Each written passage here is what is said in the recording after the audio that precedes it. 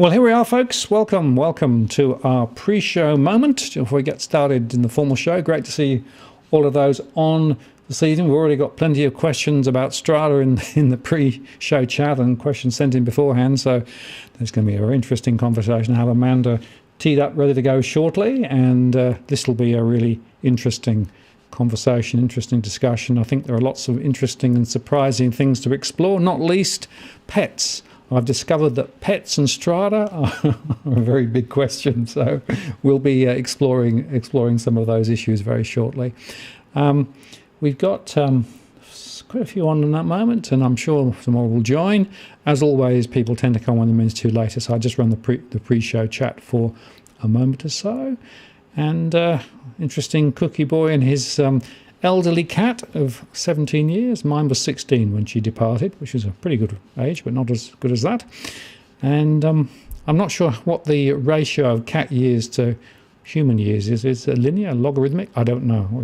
Something I should research at some point. I can't help feeling that I should know this, but I gather that with dogs it's not linear, so I'm not quite sure what it is with cats. We've got great questions there already. Good to see some of the old originals on as well. Master Singleton, great to see you on. I've got this one from Christo. What does one do about serial pest owners in a strata plan? Now, is that serial pests or serial pets? Amanda thought you might mean pests, as in people pests, so you might want to clarify, because that could be quite an interesting thing, which I hadn't thought about before. And Cookie Boy, good to see you, and everybody else too. A lot of the old faithfuls, as well as some new names too. Excellent, good to see you all on. Okay, I'm going to take the pre-show off, I'm going to run the intro, and then we'll get started. Here we go.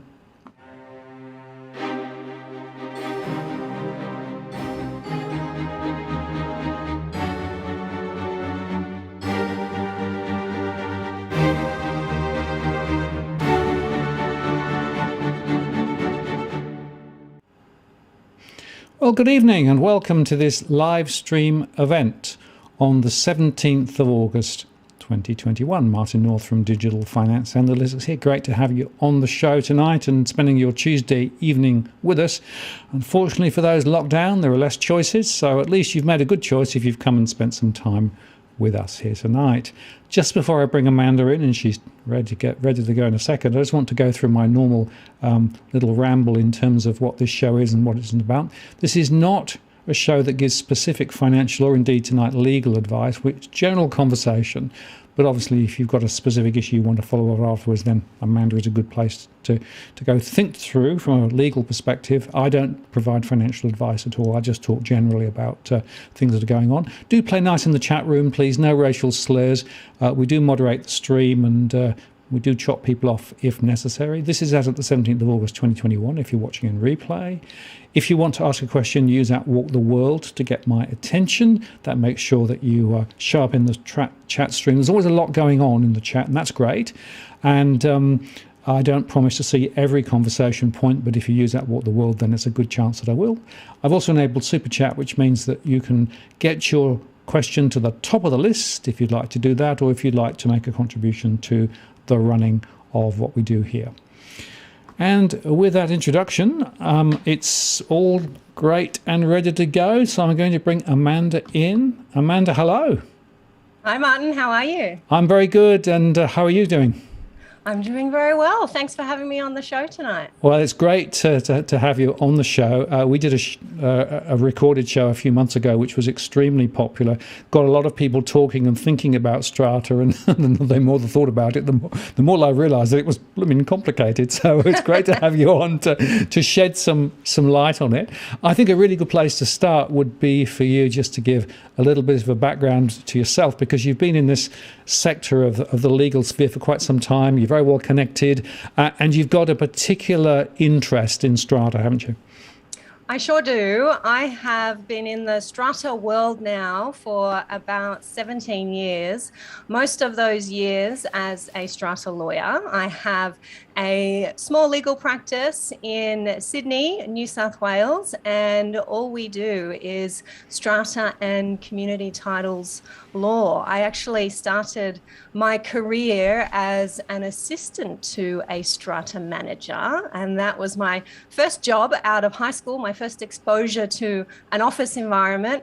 And I was asking the question that so many people ask still these days: strata, that's a weird word. What is that? What does a strata manager do? What does a strata lawyer do? What's this strata stuff? And I fell in love with it and decided when I finished my law degree and when I started my own legal practice, I would specialize in strata and community law. Terrific. And we'll put some URLs and things up later on, and they'll be in the chat below as well. But I think a really good place to start is that question, right?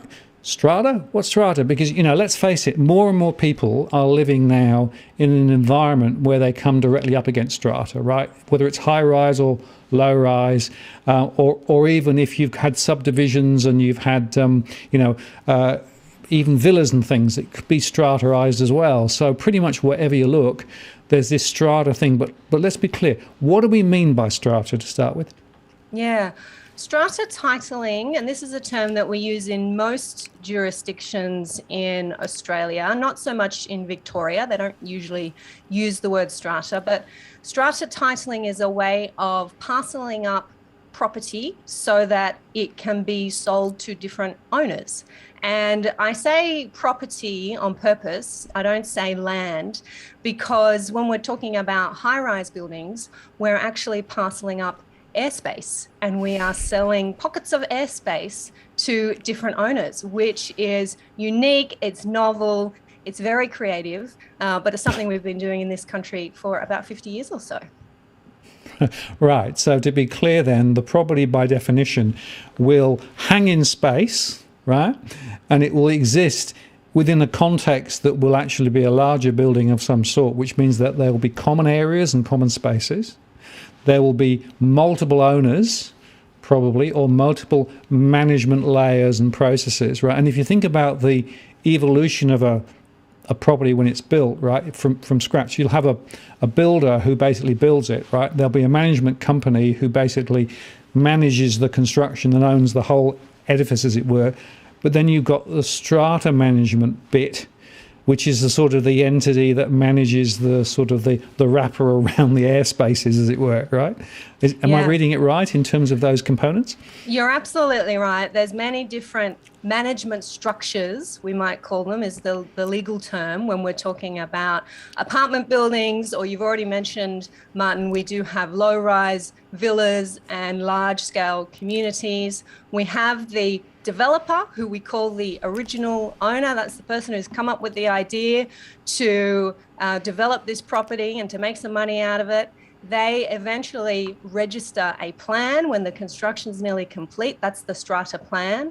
And that's the moment when the owners corporation, we call it in New South Wales, also known as the body corporate in Queensland, the strata company in Western Australia, the owners corporation comes into being. And then every owner of an apartment is a member of the owners corporation.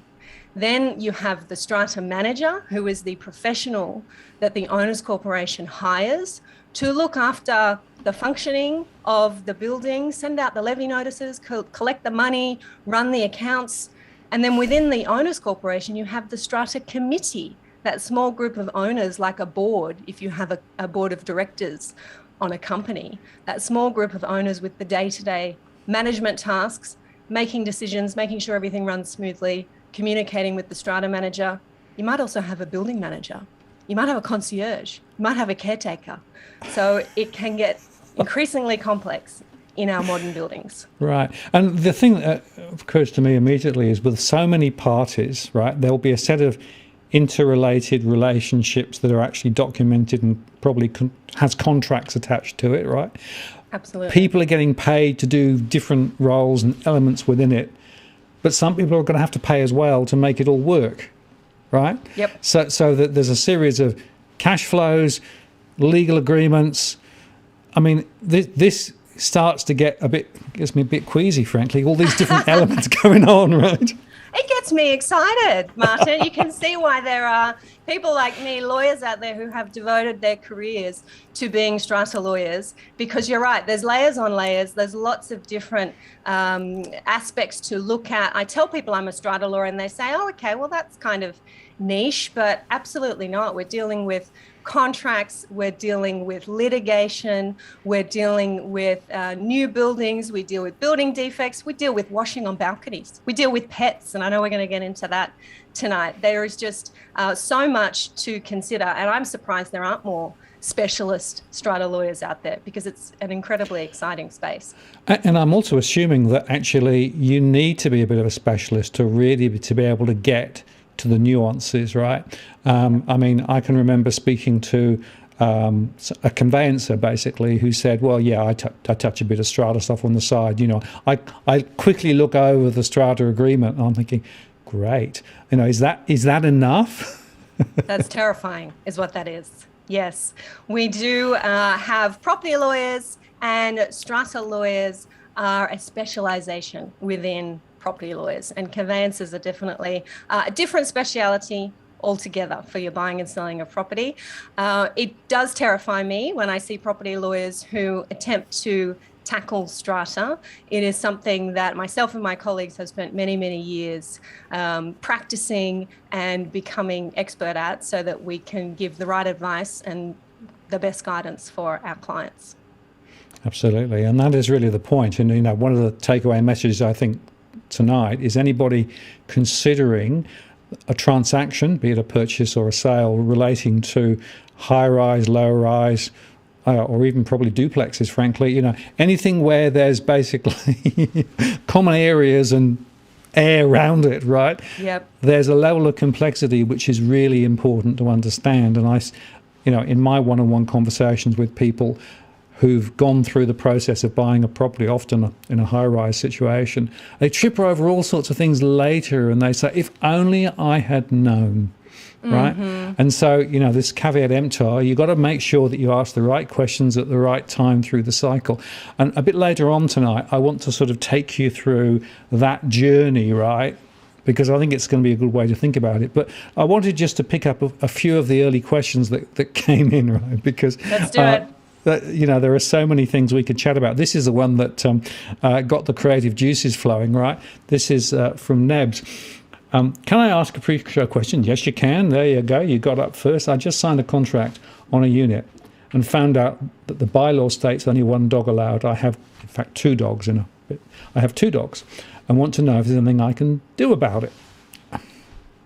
This is an incredibly hot topic, especially here in New South Wales where I am. I'm not sure where you are, Nebs, but I can tell you a little bit about the law in New South Wales when it comes to pets. This has changed very recently for us. Our highest court in our state, the Court of Appeal, found in October last year that we can't have bylaws in our strata buildings that impose blanket bans on the keeping of animals. Now, this was new law. The decision, if anyone wants to look it up, is called the Cooper case. And previously, lots and lots of buildings had, and even some still do have, complete bans on the keeping of animals. So our Court of Appeal has said that's now a no-no in New South Wales. We have to be allowing owners and residents, if they want to keep an animal, to have some process by which they can apply to be keeping an animal. Now, since that case, strata lawyers have been getting a lot of these kinds of questions, Nebs,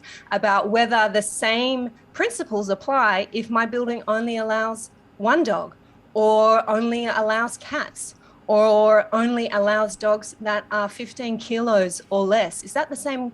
Is that along the same lines? Are we allowed to have those kinds of rules?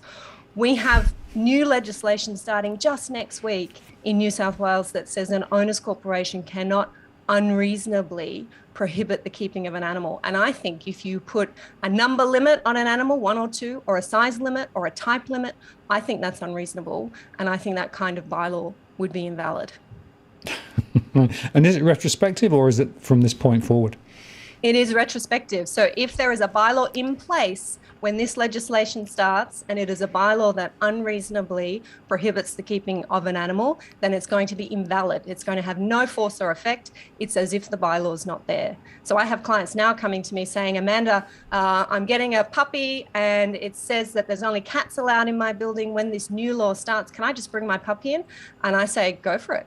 I think you'll be fine, because that owner's corporation, that body corporate, is going to have a really hard time enforcing that bylaw against you.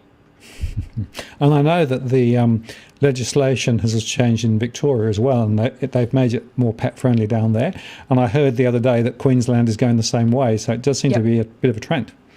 And New South Wales has been lagging there. So what we're actually doing is catching up, which I think is great. Yeah. Well, it seems to me perfectly reasonable if you've got, people living in high-rise with pets. They should be allowed to have pets. I mean, presumably they've still got to have the responsibility to keep them under control and those sorts of things, right? That's the other side of it. Yeah, absolutely. And that's what our Court of Appeal said, that really being able to keep an animal is a type of property right for people.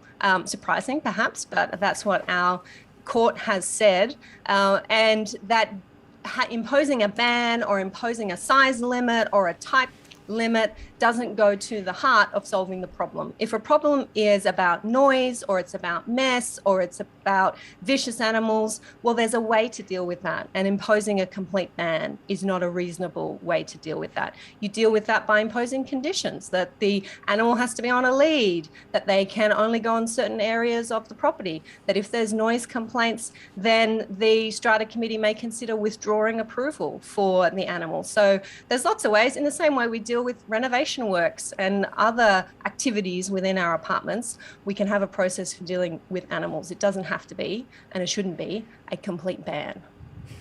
And somebody was telling me the other day that he was tripping over somebody claiming, and I say claiming, that actually they were being picky about not having kids in property too, right? And I'm thinking, hang on a moment, it's going the wrong way. Let me tell you this, in New South Wales, that's illegal. You cannot ban the keeping of children in a strata building. Unless you're in an over 55s development, we can't have bylaws that ban children. That's been our law for quite some time. Jolly good too, I think. Yeah, fair enough. Okay, here's another one, which is, I guess, another probably quite popular question that comes up. This is from Chris. The balcony in my apartment is leaking, right? Should Strata pay? Now, this question, Chris, goes to what are the boundaries between lot property, what we call lot property, which is your apartment, your property, and common property, which is the property that's owned by the owner's corporation and should be repaired and maintained by the owner's corporation. Now, I get this question a lot, and I will just apply a general point of view on this one, not having seen your strata plan or knowing what your bylaws are. When it comes to balconies in New South Wales, if it's leaking when it rains, and I imagine that might be what's happening, it's leaking down to the neighbour below, then that is a failure in the common property. You only own what you can see from the surface, and that's usually above the tiles, and then within the airspace of your balcony. You don't own the tiles, the slab, the waterproofing. That is common property. And if it's common property, it's the responsibility of the owner's corporation to be fixing. So it's probably a failed waterproofing membrane. There should be an engineer brought in, a waterproofing specialist, to work out what the problem is, to identify that it's a problem with the common property, and then it's your owner's corporation's responsibility to fix it. And certainly my experience is that there are thousands and thousands of leaky areas just here because of very poor quality construction, where they didn't put the appropriate step up between the balcony level and the level into the property, right? So it's quite often it's a design problem rather than just a maintenance failure problem. Absolutely. Leaky buildings, leaky balconies is probably the biggest complaint leaky roofs when it comes to our buildings, and a repair and maintenance issue, as well as you point out there, Martin, a design issue. And it has such a huge impact on our residents, on our landlords who have tenants living in these properties. We have big storms in Sydney in particular every now and then, and people's carpet is ruined, their floors are ruined when water comes in, and it is incredibly invasive to fix. Balconies have to be ripped up, lots of jackhammering going on. We've got to move out. It becomes a huge project, but it's a common problem, sadly. So this issue of the boundary of responsibility between Strata versus Management Committee, right? I imagine there are all sorts of squabbles about where those boundaries are actually defined. Where are those limits actually set out? Is it actually in state legislation, or is it actually in the individual contract at the building level? Great question. It's set out in a few places. It is set out in our state legislation. In New South Wales, that's called the Strata Schemes Management Act. That's where we have a legal definition of the boundaries between lot and common property.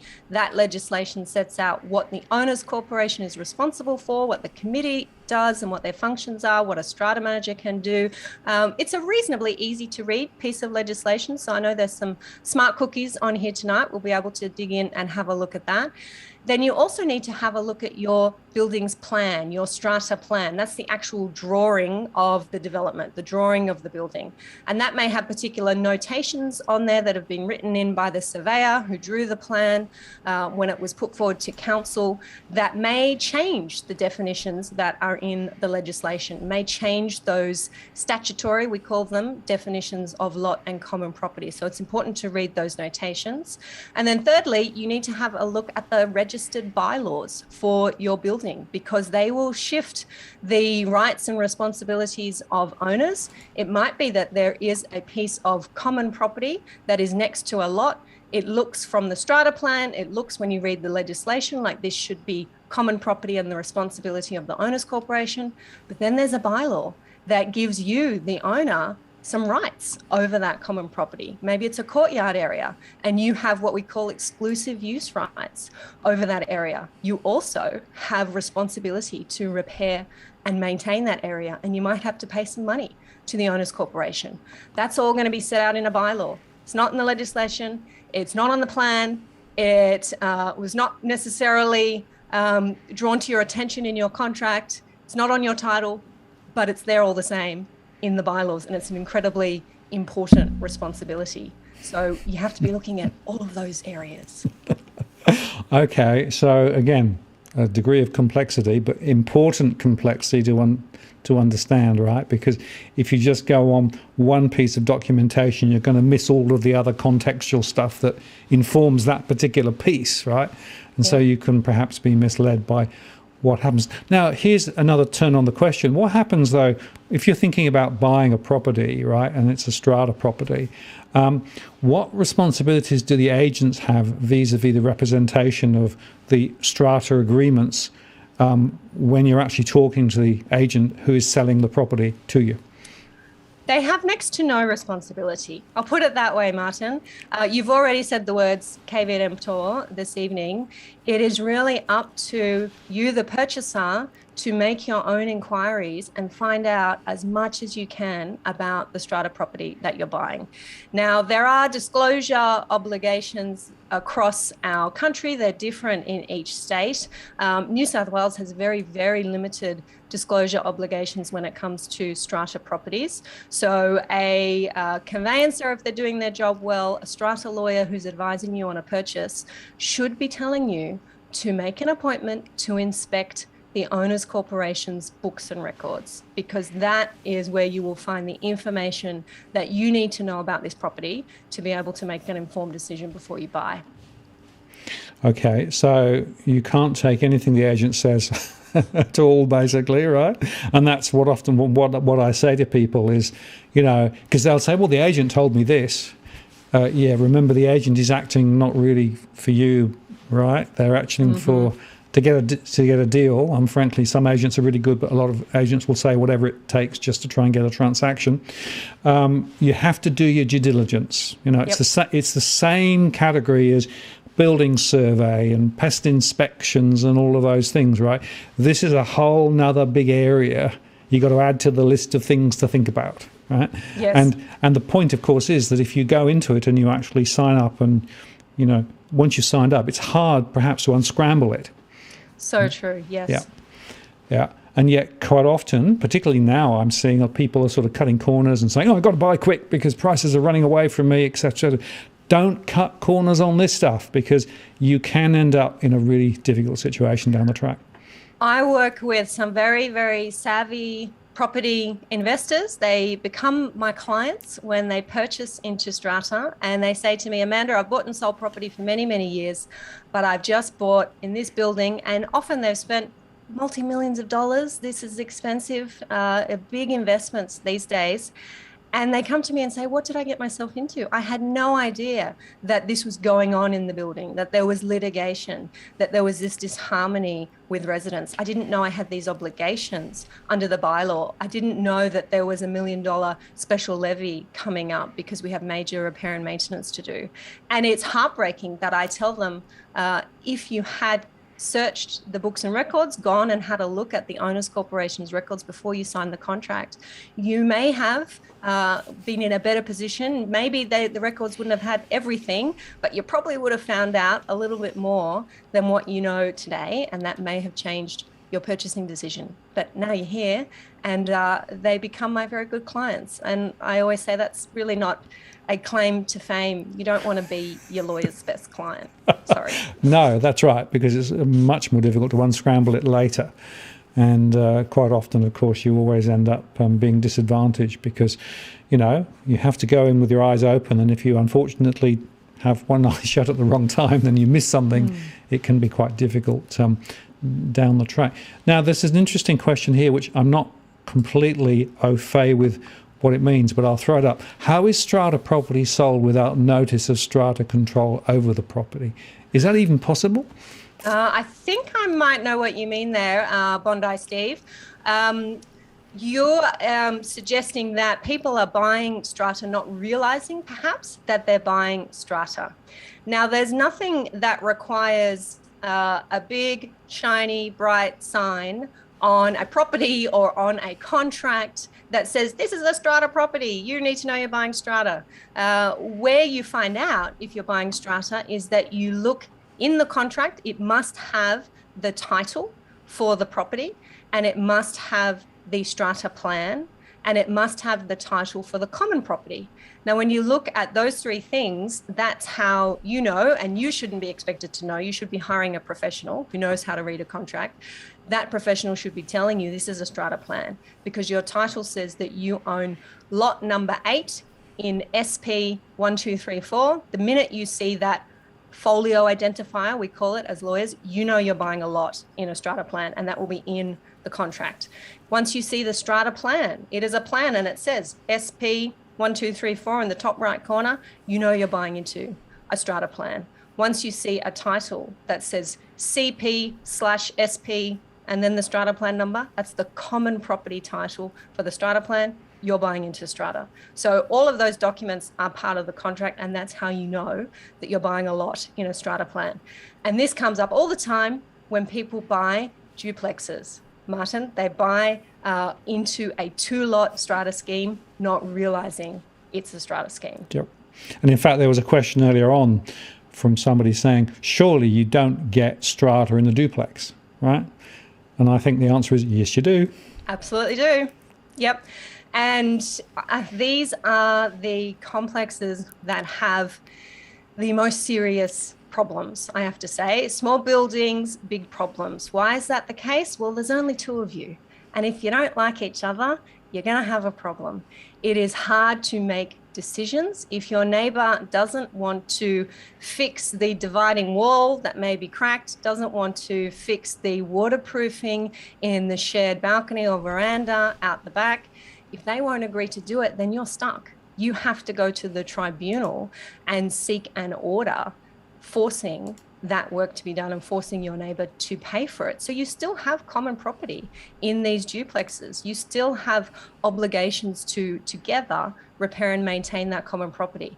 I've just settled a case today for an owner in a 2-lot scheme that related to illegal work that her neighbor had done, disagreements for many years about how the place should be managed, and they've had an administrator appointed, a professional strata manager appointed by force, by order of the tribunal, to take over all of their rights and to make decisions on their behalf because they can't make decisions to manage their own property.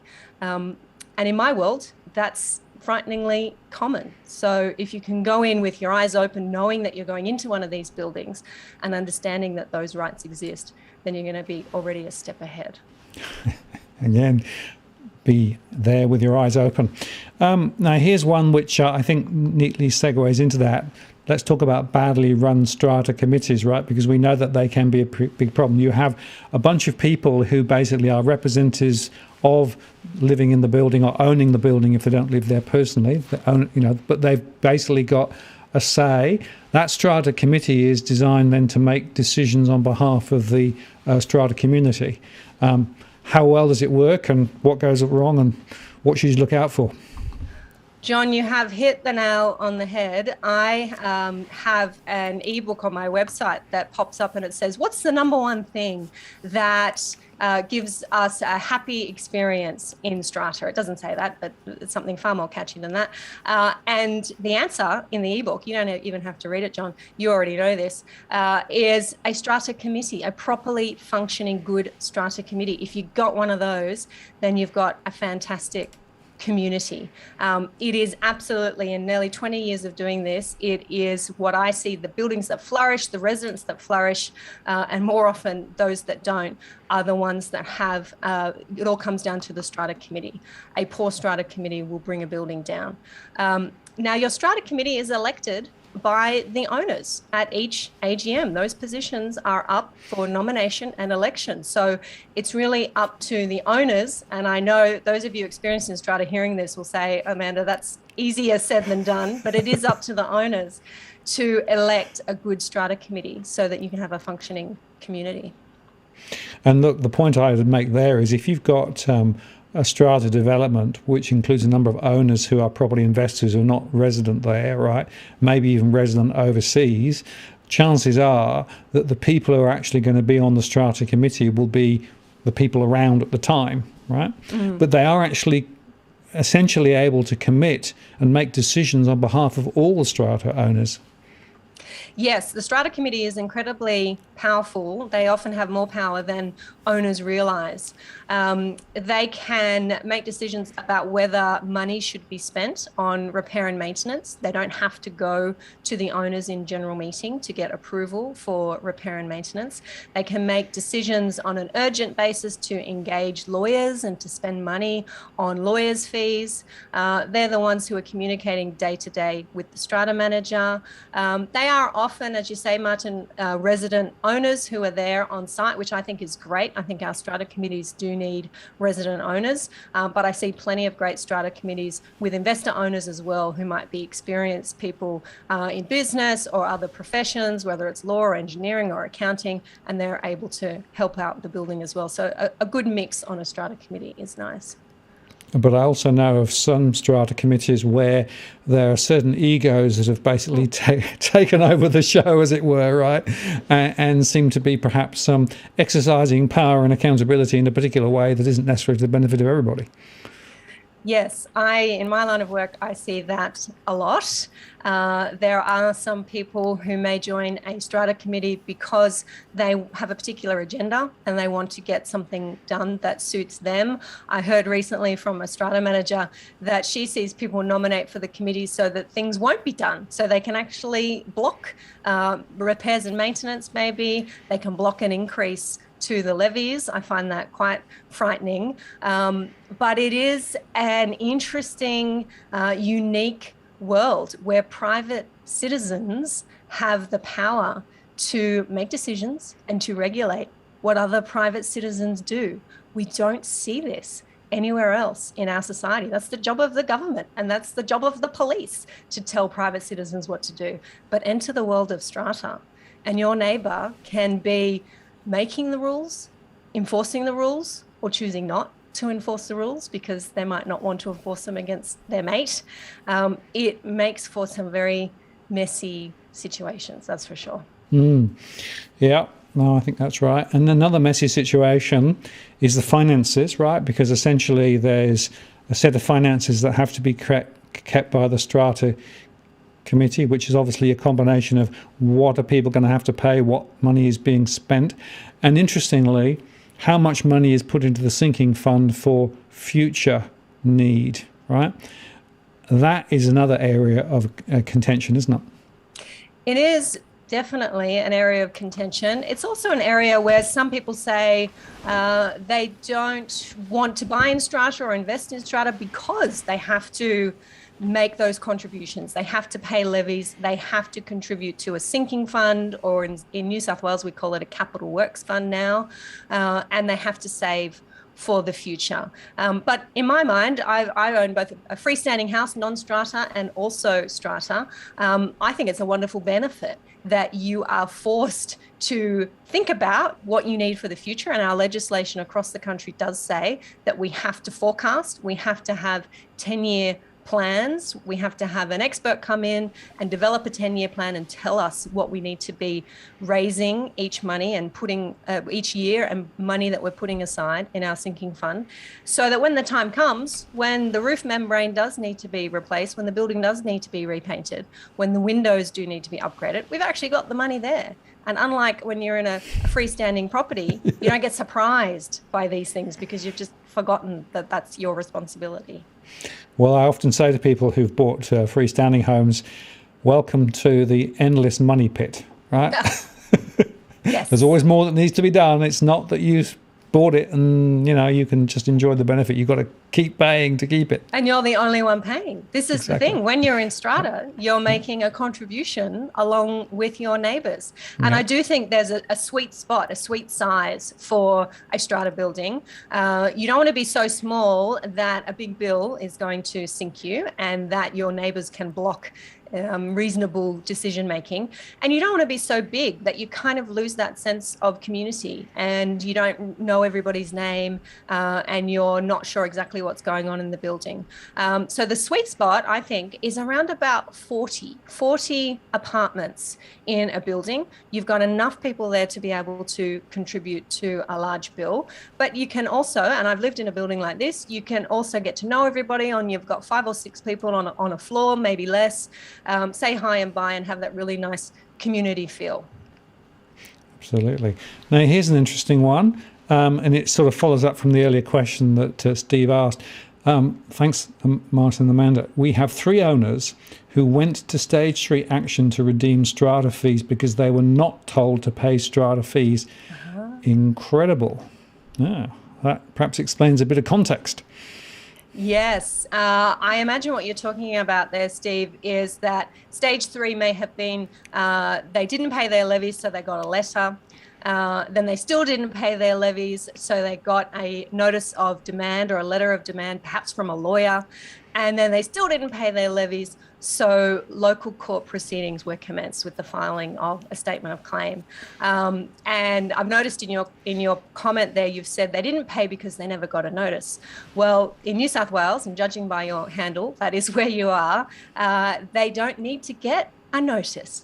Our legislation actually says that you don't need to serve a levy notice for levies to become due and payable. Why is that? Because levies are decided at a general meeting. All owners get notice of a general meeting. They have the right to vote at the meeting, and the minutes, if your committee is following the rules, the minutes should be circulated to all owners. So they should know that they have regular quarterly levies to pay. And just because they don't get that invoice in their inbox doesn't mean they're off the hook. Wow. Okay, another one, another warning there, folks. Make a list of them, right? There's a lot of really good information here tonight that could save people a lot of pain and heartache down the track, I think, Amanda. Now, here's another one from Jason. Jason, thank you very much for the super chat contribution too. Do you think that in some situations it is possible some strata managers are preferencing certain insurers who offer some benefit or discount to the manager for using them, and that people should shop around more. Insurance seems to have a leg in. This is such a big issue in Strata, Jason, and there is some research being done into the role of insurance, insurers, and in particular, these dirty words, insurance commissions that get paid to strata managers. So huge issue that has been in our sector for some time. Strata managers do take insurance commissions from insurers. Yes, in my view, yes, this may affect who they choose to propose as the insurer for the owners corporation. Ultimately, it is the owners corporation's decision who they insure with, and they have to approve their insurances at a general meeting. So you're right, shop around, make sure that you have a good broker, someone who you trust and not necessarily the broker that your strata manager wants to use or recommends, and that you always get numerous quotes, at least 3 quotes, I say, for your insurance, your building insurance, and any other policies that you might want. And be aware of the commission that your strata manager might be receiving. They do have a legal obligation to disclose that commission.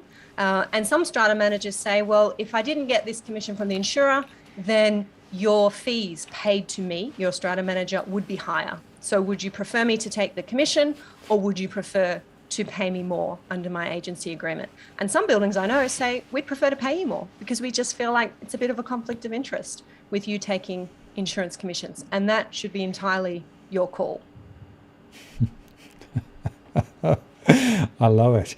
It is amazing when you think of, all of the various conflicts of interest that are sort of circulating below the waterline, right?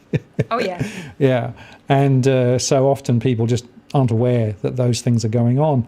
But generally, it should be, I think, any owner's, demand to say, well, you should get at least 3 quotes, right? Yes, so definitely. that we can actually see, don't just get the first quote and assume it's the best you can get, right?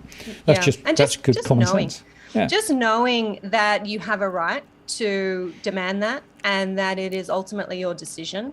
Knowing that the strata manager may be taking commissions, you might be okay with that, but just knowing that that's taken place so that you can make an informed decision about it. And that's what I find the most important step for owners is understanding what they don't know, so that they know the questions to ask. And that's become my professional mission, is to get as much of this information out as possible, so that owners are just hearing it, residents are hearing it, taking it in, going, that may be something I need to be across. That's a good question to ask, and remembering that for next time so they can be more informed. Yeah, well, that's why this is such a useful conversation, because DFA is dedicated to precisely the same stuff, right?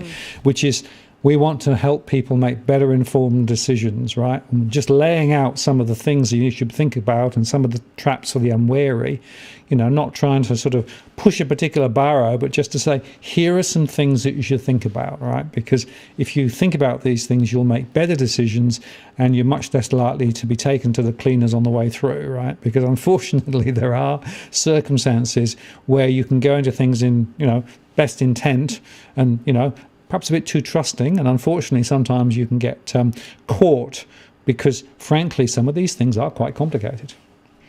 Taken to the cleaners or taken to the lawyers. You don't want to be taken to either of those things, because I tell you what, the legal fees in protracted strata litigation are just astronomical. You don't want to be in that situation. Yeah, absolutely. And that's me telling you that. Okay, yeah. So that means something. From a lawyer, which is Yep. So it is often the case that people say, well, the only winners are the lawyers, right? So because they always seem to come out on top. But look, this is the point. You can actually avoid some of this just by asking the right questions on the way through. Now, Taffy asked a very interesting question. I don't know the answer to it myself, so perhaps you can help. What can the strata managers do to protect million-dollar views against other buildings being built in front of you? Yeah. Taffy, I'm not sure where you live. Maybe you live in Sydney, maybe in Sydney's eastern suburbs, Sydney City. Yeah, that's an interesting one. First of all, I just want to clarify some terminology there because you mentioned what can the strata managers do. And I want to be clear that a strata manager is the building's engaged professional. The building has hired the strata manager to be their agent, to manage their records, to manage their accounts, to give them advice from time to time. So it's important to be aware that at the end of the day, the strata manager doesn't have any power to do anything unless the owners corporation, the body corporate, instructs them to do it. Okay. So if you're in a building and you can see that there is future development proposed and you want to have a say about that, this is going to be a development that is going to be advertised. The council is going to put information in everybody's letterboxes. It should, and you have the opportunity to object. The owners corporation needs to put up their hand and say, we want to have a say here. And strata manager, can you help us? Can you please guide us with this process? And if the strata manager doesn't know how, and they probably don't, they're not lawyers, they're not planning experts, they should properly say, let's go and get some professional advice and I will help you, building, to direct you to the right people, get some quotes, get some representation, and get some advice on how we might object to this development. Right, very interesting. And with regard to planning, of course, it's interesting because plans for new developments in the surrounding area will be notified, right? And I guess the question is, well, so who is actually responsible for reacting to it? And my view is every resident, if you see a planning application that's going to change your aspect, you should probably make your own submission, not just rely on the strata structure to do it on your behalf. Yeah, that's such a great point, Martin. Yes, make your own submission, but also if you have some say because you're a committee member or you have access to a committee member or you can send an email to the strata manager, I think just as important to be saying to your strata manager, your committee, what are we doing as a building? Because you're going to have power in numbers. You're going to have that pool of funds, hopefully, maybe there's some money there, some budget set aside to hire a town planner, an architect, a planning lawyer to be able to assist you to make submissions. And then the owners corporation, all of the owners acting together as an owners corporation, can make a single additional submission, which then is supported by all of the individual lot owners' submissions. So I think that's such a great point. And that's where we see our buildings, our larger buildings, become really powerful and really have a say in a community because there are so many people being impacted by this particular development. And they have the power of numbers to be able to have their voice heard. And my observation, having been involved in a few planning shenanigans, right, you can actually, if you can motivate sufficient weight of numbers, right, to really start calling out objections and issues, right, it can swing decisions quite significantly. But what will happen is if nobody reacts, is it'll just get steamrolled through. Yes. So. And it's probably going to be the case that as a resident, you're going to either see notice and be aware of this development or get it in the notice in your letterbox before your strata manager does. So your strata manager is probably the address for service of the building. So they're getting all the correspondence, all the paperwork. The council has sent a notice to them about this development. And sadly, it's gone on the bottom of the in tray and it's fallen down the inbox and it's just, okay, this is not urgent. I've got other urgent things. I'm putting out some other fires today. And your strata manager may not be aware that that opportunity is there to put that submission in. So you really do, as an owner, need to be on the front foot. Don't assume your strata manager is going to come to you and say, hey, we should object to this. They've got other things to do. They're waiting for you. Absolutely. Now, here's one that I think is worth thinking about from Master Singleton. Amanda, does the Strata Committee have the power to evict a problem rental tenant?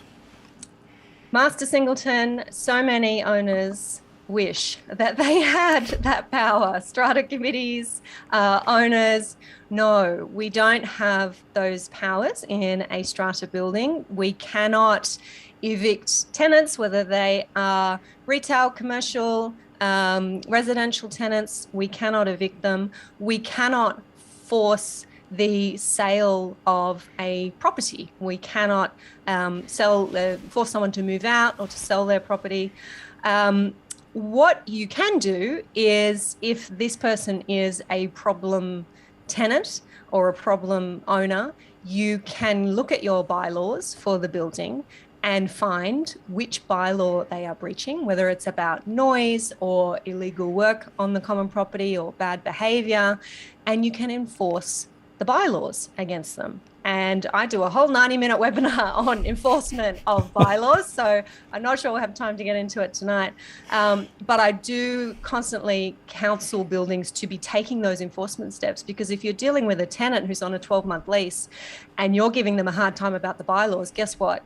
They don't want to renew their lease at the end of that 12 months. They think, this is not the building for me. I could get away with it in a couple of suburbs over, but I'm not getting away with it here.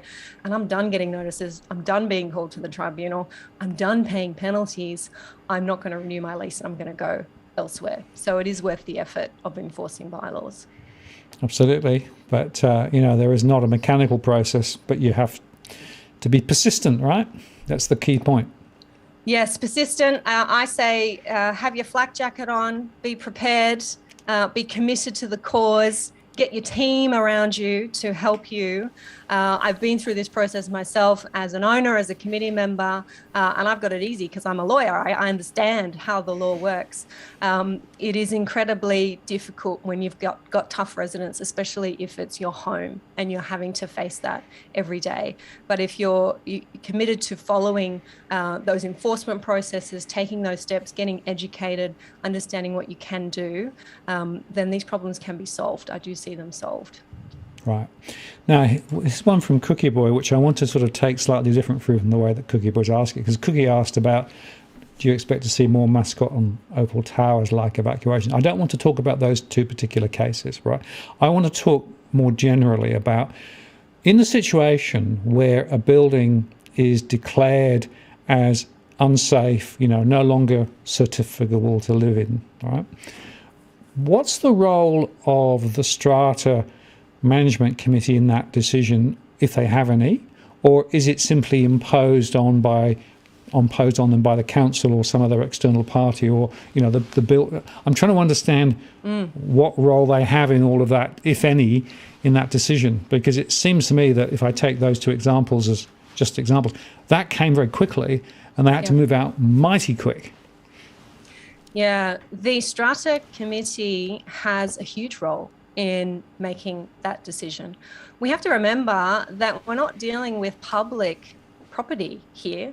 These are private properties. Our strata buildings, as big as they might be, as complex as they might be, they may be right next to public spaces, but they themselves are private spaces. And it is up to the private citizens, the owners who make up the owners corporation, to make decisions about those private spaces. So when you have a building like Mascot, like Opal, that is getting reports from engineers, from qualified experts, saying this is the problem with your property and this is the risk that residents are facing, this is what you should do, you need to, as a strata committee, be following that advice. And that's what we saw happen in Opal and in Mascot. And tragically, it is what we saw did not happen in Miami. And I have to tell you, Miami is a situation that I am incredibly concerned could happen here in Australia with our older buildings. I've been asked about whether that's realistic to think that we could have that kind of risk here.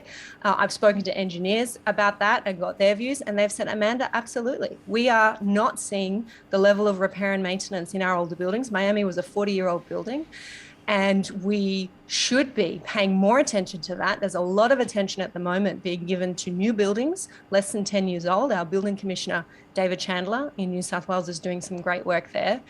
But we are not going hard enough on those owners corporations, those strata committees who are responsible for making decisions about repair and maintenance in older buildings. I work with owners all the time where their committee is not following advice, is not doing what the experts are saying, and personal safety, lives are at risk.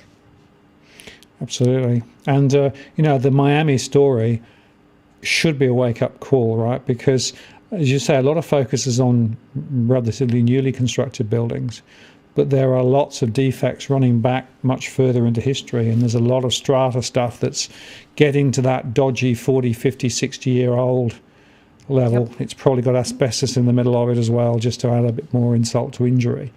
And, you know, those are the sorts of things which are sleeping issues that suddenly can come out and, you know, become significant and major. And that goes back then to, well, what are the sort of internal maintenance and check processes that are in place, presumably, again, by the Strata group that actually has responsibility for looking after those things.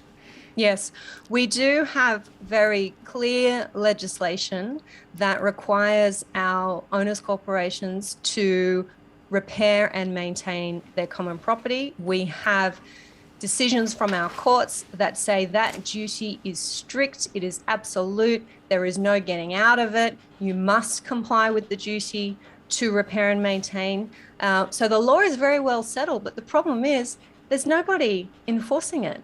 Unless you have an owner whose ceiling is falling down, the roof is there on the top level and the roof is leaking, or they see the concrete cancer on their balcony, they see slabs of concrete falling off the building onto the pavement below, and they say, excuse me, committee, we should be doing something about this. The committee says, we don't have the money, or we're investor owners and we're not there, we don't see it, we're not interested. It takes that person to then go to a lawyer, get advice, understand their rights and the building's obligations, and start tribunal proceedings, which cost, I've already said strata lawyers are expensive. I've just wrapped up a case for an owner, and her legal fees, together with a barrister that we hired, was about $70,000. And that was to get the building to fix very obvious problems. So the law is there, and I think we have better laws than they have in the States, but we are not seeing the enforcement from any public authority of those laws. It's being left up to the private citizen to enforce them and to have to bear the burden of that. Wow. Okay. Now, I had this through via email just now. This is from an anonymous recipient, didn't want to actually appear on the YouTube chat, but she said, look, I'm really confused, right? You've mentioned owners corporation, you've mentioned the strata manager, you've mentioned the strata committee, and earlier on we talked about the building company, right? She's not clear about how the jigsaw puzzle fits together. Can you just put the jigsaw puzzle down on the table and just explain it once again for people? Because I think it's important for people to understand how this all hangs together. Yeah, I will do my best. We have the owners corporation, and I said earlier, that's what we call them in New South Wales. In Queensland, we call them the body corporate. In Western Australia, we call them the strata company. I'm calling it the owners corporation because I'm a New South Wales practitioner. Every owner of an apartment in a building is a member of the owners corporation. It's kind of like being a shareholder in a company, right? So the legal entity is the owners corporation, just like you might have a company, ABC, Pty Limited, and then every owner is a member of the owners corporation. Every shareholder is part of the company, all right? And then you have the strata committee, which is the small group of representatives who are elected at an annual general meeting. They're elected by the owners, by the members of the owners corporation, to be their small group of representatives, kind of like a board of directors on a company. And in New South Wales, we can have up to 9 people on the strata committee. So that's then your strata committee that makes those day-to-day decisions about the building. And you have then your strata manager, separate to your owners corporation, separate to your strata committee. That's a hired professional, an agent, who the owners corporation engages under a contract, pays them a fee to help them, to give them advice, to tell them and to help them run the owners corporation, to operate their accounts, to look after their books and records, to tell them, hey, there's a section in the legislation that says you have to repair and maintain common property. I think you should be doing that. That's the strata manager. Have I missed anyone? No, I think that's made it very clear. So if you take the analogy of, a company, right? So there's essentially the company is there to manage this particular property, right, from top to bottom. So that's the owner's corporation or the strata, but so that's the sort of the overall wrapper. Sitting at the top of it, you've then got that small group like the directors who take the day-to-day decisions, right? And they'll be actually hiring a manager or a consultant to help them make good decisions. That's right? it. Yep. So that's the basic structure. So there isn't any relationship with the existing or whoever were the builders of the company, of the property earlier on. They've walked away. Yes, usually after about a few years, maybe 3 or 4 years. Every building is different. Sometimes 10 years passes and the original owner, the developer who built the building, whose name was on the title to that parcel of land before it went up into the sky as an apartment building, that person is only around for the first few years because they sell off the apartments. They sell them to other people because that's their business structure. That's how they make their money.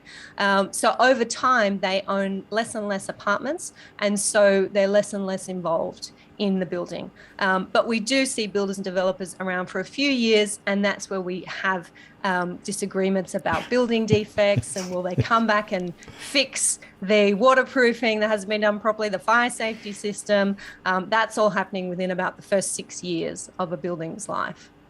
Absolutely. So the point there is that if you want to have greater influence as one of the owners of one of those pockets of air, as it were, then getting into that committee, right, of the 9 or whatever it is perhaps the best way to do it.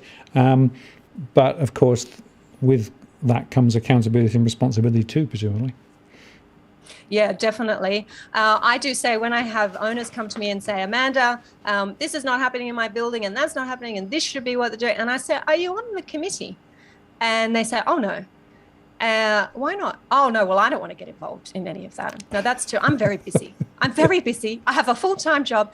And I say, okay, well, if you want these things to happen, the best place you can be, as you say, Martin, is on the committee. You have a front row seat. You're in the heart of the action. You have particular power to make day-to-day decisions that other owners don't have. You have the power to convene meetings and put forward motions for those meetings, to decide how money is spent, what the budget looks like. You're talking to the strata manager. If you want to affect change, then absolutely, being on the committee is where you need to be. Absolutely. But sometimes it's not straightforward and takes more time than you think, etc., etc. And then you get exposed to all this complexity that we're talking about, right? That's true. That's true.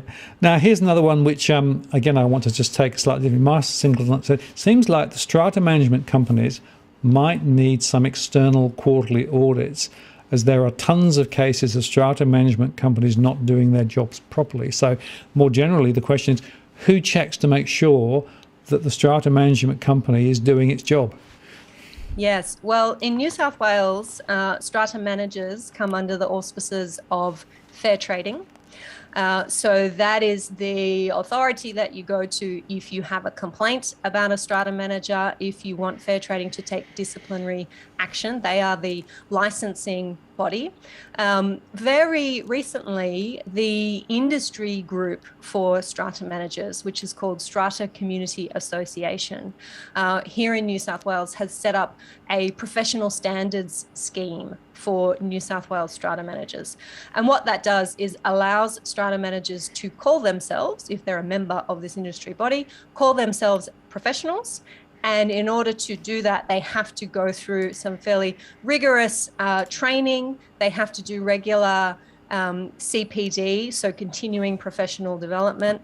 And the industry body, Strata Community Association, also has a code of ethics and a complaints handling procedure. So that's a really new setup that we've seen in New South Wales. It's not yet in any of the other states. So if you're in another state, keep an eye out for it because the others will copy. And that is helping out fair trading, which I agree has not been doing such a great job of keeping a handle on this whole sector, which is a huge sector. And fair trading obviously has lots of other interests to cover.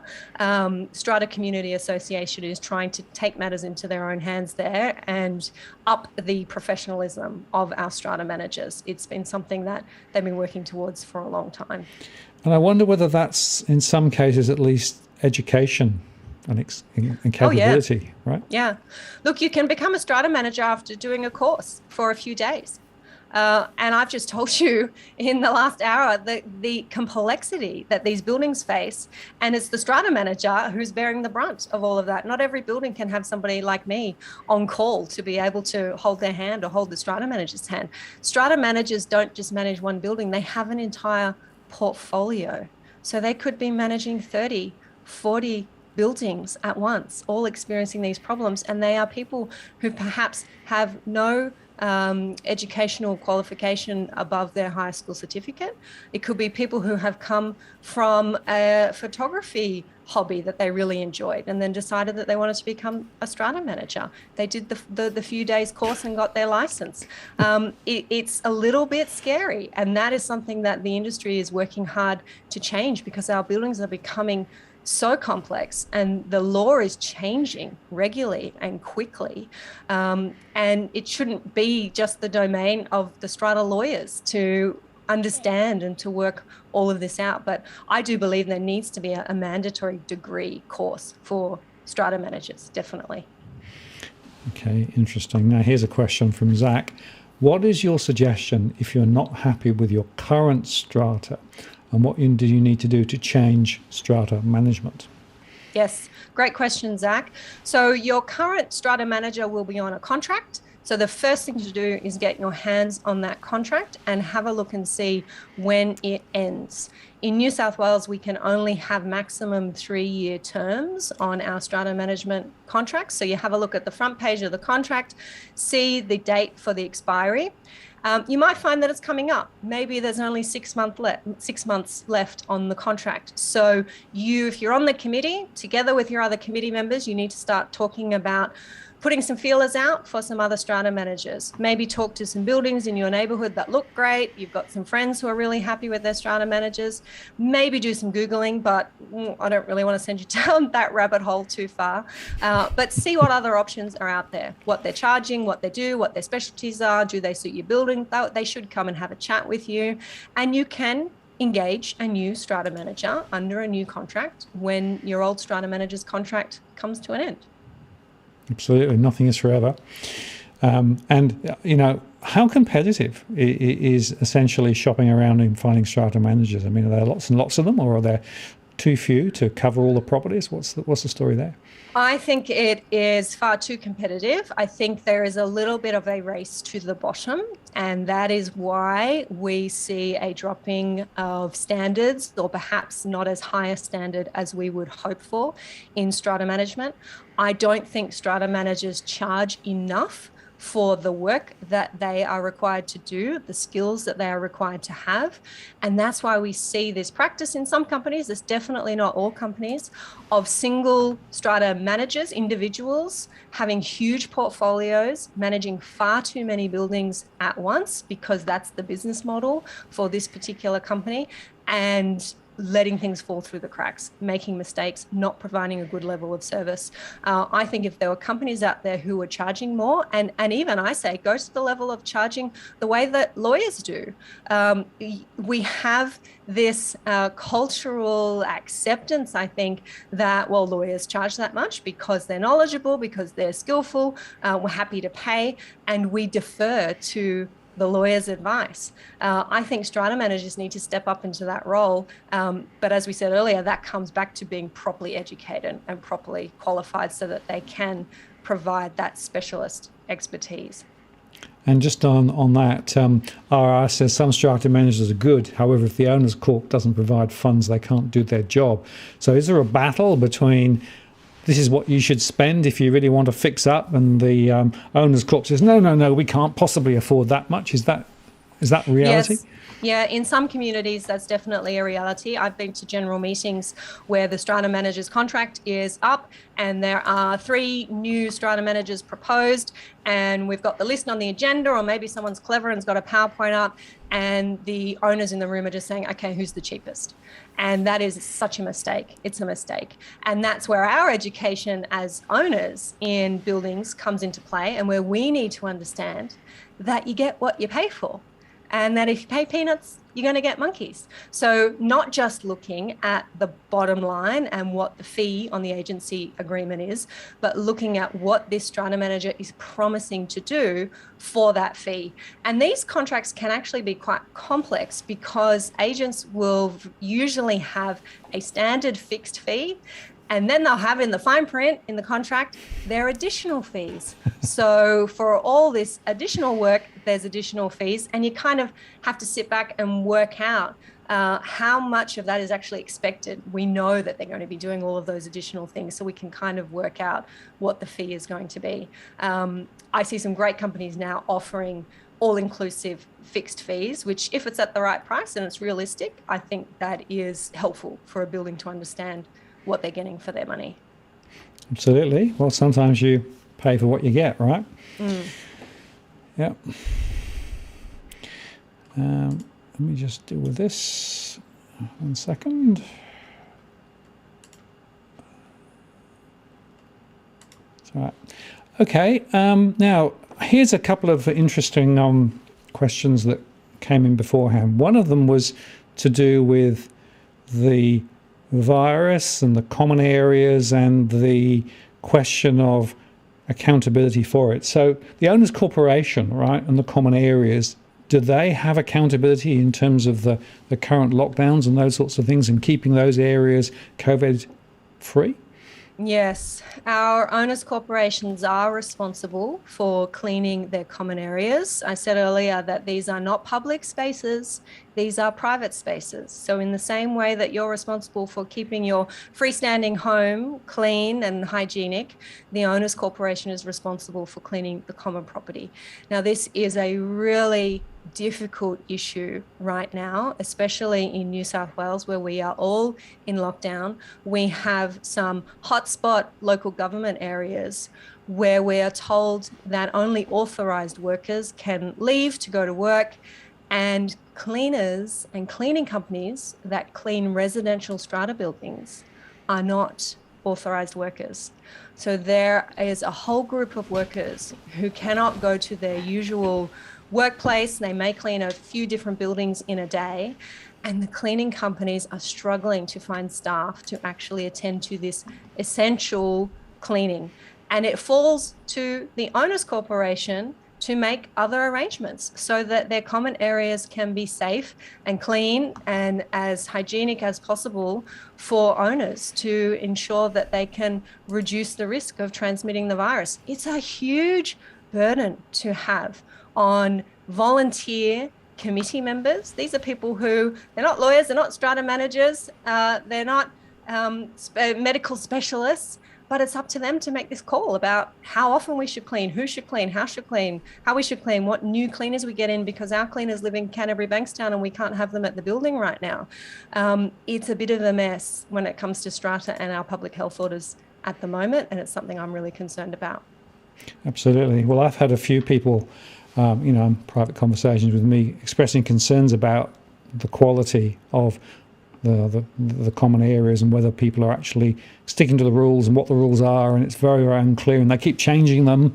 Yes. And there's a question of, well, who's liable, and could the owners corporation actually pick up liability for stuff that they should have done and didn't do?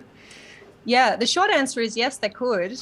Earlier this year, I attended the conference of the Community Association lawyers in the United States. Of course, I attended online. It was in January, and this was a huge issue over there. Now, they are far more litigation happy and civil claims happy than we are here in Australia. We have caps on civil liability, so we don't have this this draw card of multi-million-dollar payouts that they have over there, but definitely they were talking about claims being made against homeowner associations, they call them in the US, because a resident had contracted COVID on the common area.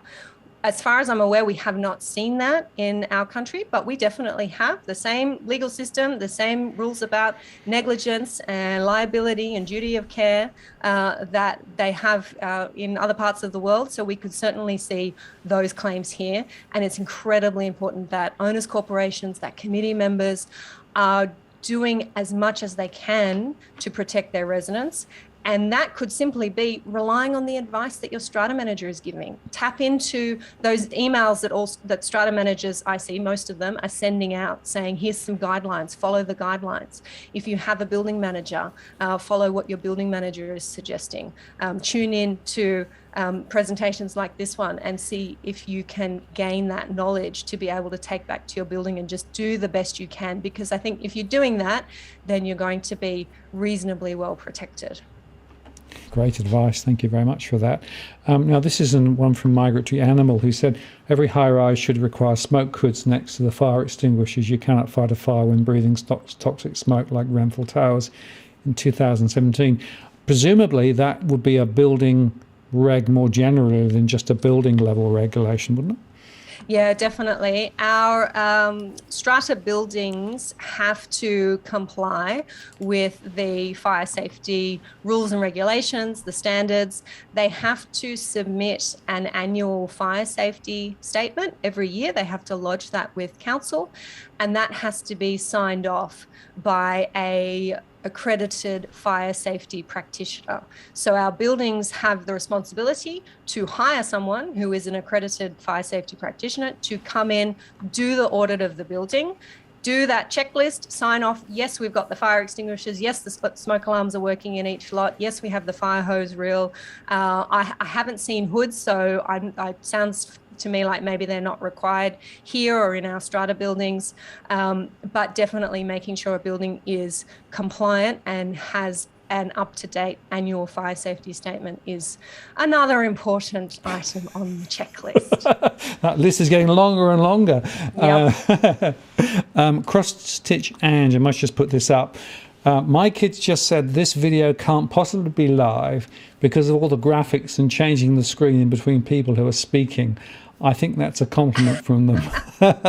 So we confirm we are live, right? No recording going on. We are live. I'm at a stand-up desk and I am in my socks because I'm at home here and it is 9 p.m.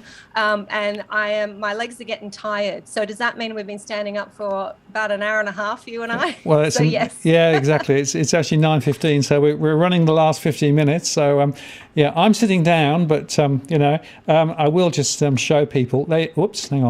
There we are. I pushed the wrong button. Let me just go there. There you go. So folks, cool. There you go. This is what it's like. This is the cockpit. This is where everything's controlled, right? So I've got the YouTube stream going over here. I've got the chat going on over here. I've got stuff going on over here. You can see the audio there. It's all live. Nothing is actually recorded other than the intros that I did earlier on in terms of my normal ones. So it's all live, right? And that's the way that we actually make things work. It's all done from just a few button clicks. So there you go, folks. Martin knows that I'm a podcaster too, but I tell you what, my setup doesn't look anything like that. Well, I've been doing this for a few years, and I do it every day, sometimes 2 or 3 times a day. Somebody said there, Martin's a live DJ. Well, it's a bit like that sometimes. Okay, now as we get to the last part of the show, there's just one last question I want to explore with you, Amanda, and that's this.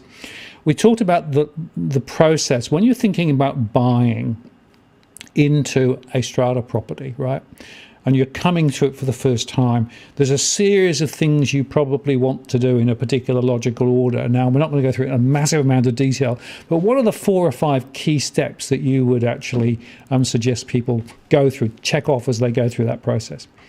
Yeah, look, to the extent you can, make sure you do go and visit the property. I'm sure you've got plenty of investors here tuning in, and maybe they're buying properties in other states and maybe they're not actually attending the building and going and seeing it, getting a feel for it. I think absolutely in strata that is so important, more important than buying freestanding properties, because you're going to walk through the common area. You're going to have a look at how it is maintained. You're going to have a look at that front garden.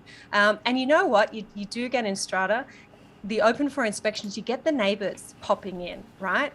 And the beauty of that is you can have a chat to the neighbours. And maybe this is the second thing on my list. Have a chat to the neighbours and ask them, hey, you live here? Oh, yeah, you're in apartment number 10. What's it like? What's the building like? Is there anything that you wish that you would have known when you bought in that you would love to share with me? Chat to the residents who you come across in the lift. You're going to get some, hopefully, some good information there from them. You have to make sure that you know who the strata manager is, if there is a strata manager, and not all buildings are strata managed. They might be self-managed, so that's an important fact to find out. But once you find out where the books and records are, then go and look at the books and records. If there's a strata manager, the books and records will be held with them.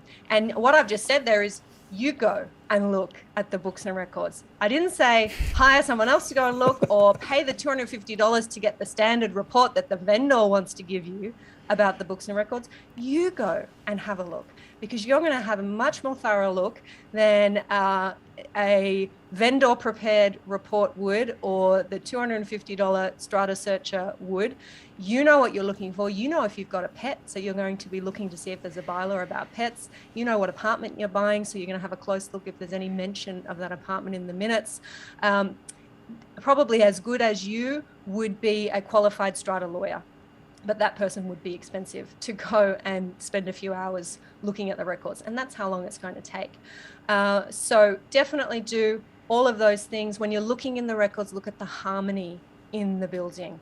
Do the residents get along? And of course, not everybody gets along all the time, but are we in the Supreme Court with 3 different residents, or do we have an NCAT proceeding because someone's breached a bylaw and the committee's being proactive about that and taking the right steps? So the records are probably the most important thing that you could be looking at early on. Before you sign the contract, please, is best.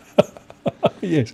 So you know what you're walking into, right? Mm-hmm. And, you know, I sometimes say, I'll say it again, it amazes me how people will spend a lot of time online searching the very best price for, you know, a new car or something else, right? And do a lot of research and compare and contrast. But when they go and commit to that property, right, they just don't go into the same mode. And in fact, you know, you'd argue that it's a much bigger financial commitment. So relatively, you should be spending more time and more effort on all of that thought process and the preparation and the digging around, right? And so I think some people get confused and it's too complicated and they just say, well, you know, can't be that bad. Point is, it's better to find out before you commit. And it can be that bad. And these are emotional decisions, I think. And we are human beings, and we are, as much as we think we're not and we don't want to be, we are led by our emotions, and we forget that we're maybe spending $1 million plus on this property, and that if we lose $5,000 spent on early investigations, then that's probably a good thing. If we've saved ourselves a few $100,000 going in the wrong direction, we forget all of that, because that's what a logical, rational brain does. It's not what an emotional human being does. Absolutely. Yeah, and sometimes the two parts of the brain pull in different directions, right? So you've got to try and understand that. I think it's really, really important. A bit like the same thing as going to an auction. You know, you can easily get carried away because you've got to win, you know, and suddenly you think, hang on a moment, I'm not being rational. I'm not making my economic decision. I'm making I got to win decision, right? Yeah. In the last few moments, a couple of other interesting questions just popped up. Vanessa asked this one: what role does the bank play in the management of a property? And I suppose that goes back to, if the owner's corporation has financing at the bank, which they might do, right? Yeah. They might have a loan or whatever, that will be a perfectly legal arrangement. But presumably the bank wouldn't necessarily have direct interrelationship between the manager and the property unless they own it in some way.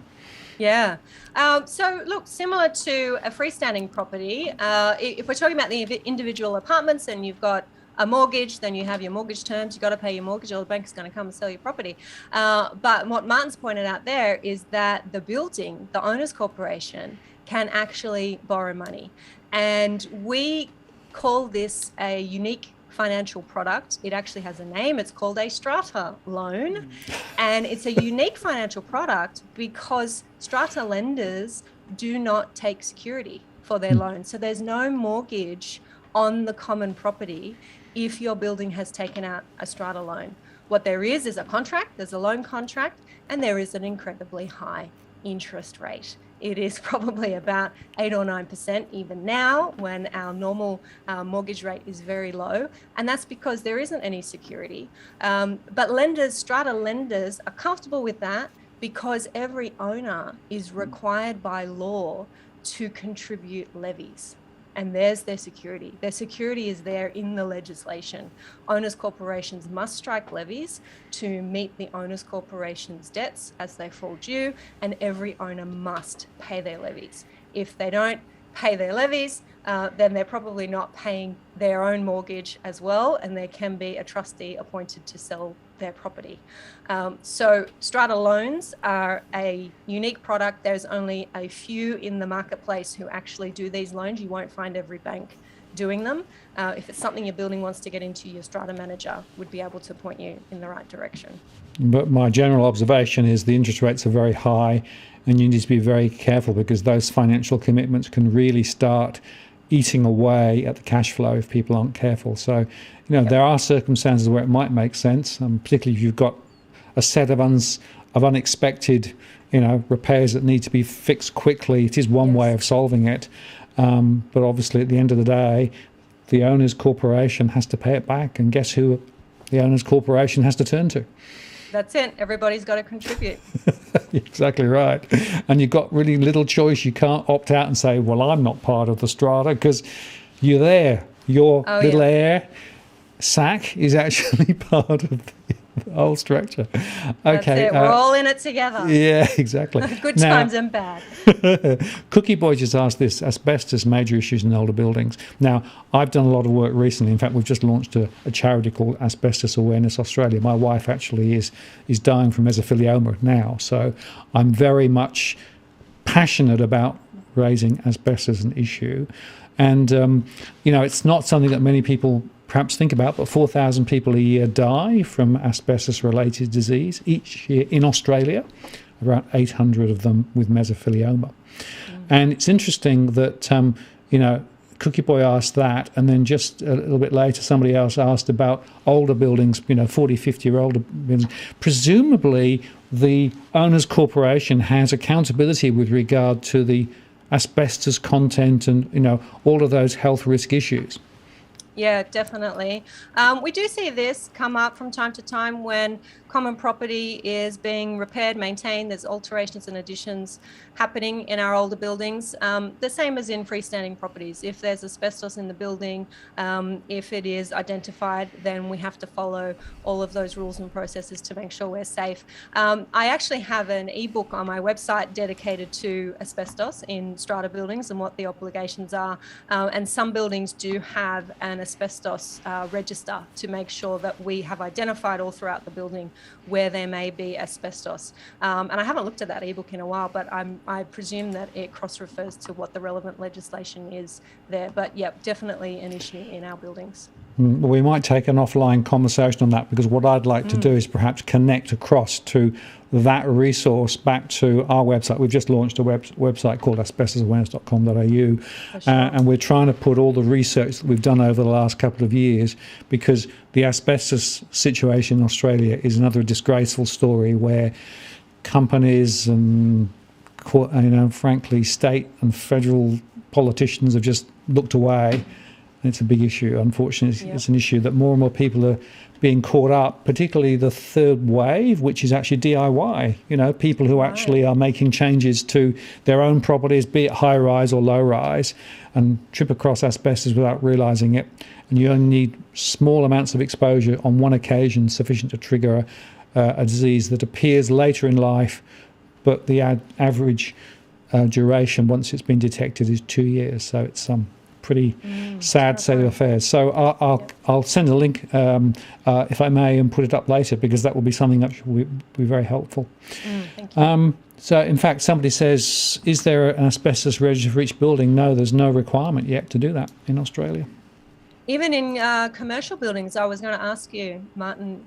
No, There was a recommendation about 12 years ago that there should be, but it's never really been followed through. There's no legislation that forces. The only place where it's relevant is for traders who are actually involved in handling, situations. But most of the traders just either don't know it, or if they do know, ignore it and just say, oh, it's never going to happen to me. And the point is, folks, it can happen to anybody who touches asbestos in any context just once, right? It's not long-term exposure. It's not something that takes, years and years of being exposed. And in fact, there's a court case in South Australia, the Werfel case, which has just gone against James Hardy.